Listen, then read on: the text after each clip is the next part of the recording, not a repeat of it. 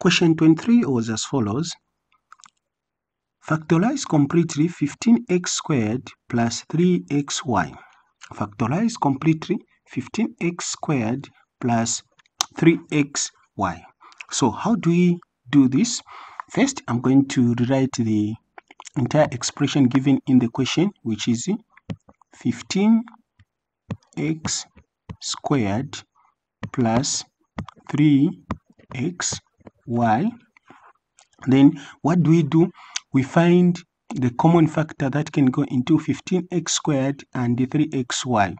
Okay, so to find that common factor, we will consider first the coefficients, which is 15 and 3. Which number can go into 15 and 3 without leaving the remainder?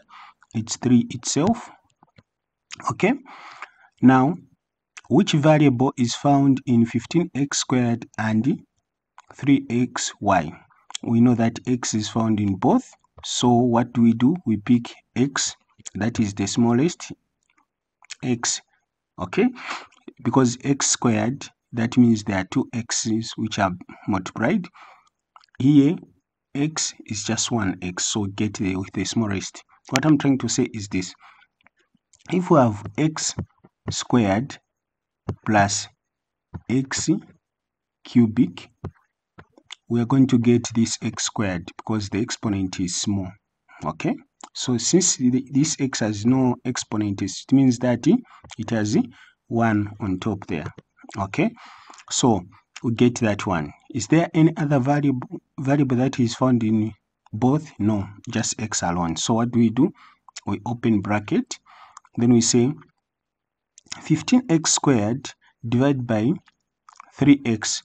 Okay, or we can say 3 into 15, it will give us 5.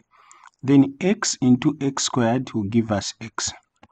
Okay, then we say 3x into 3xy, it will give us positive y, which is going to be plus y, like that.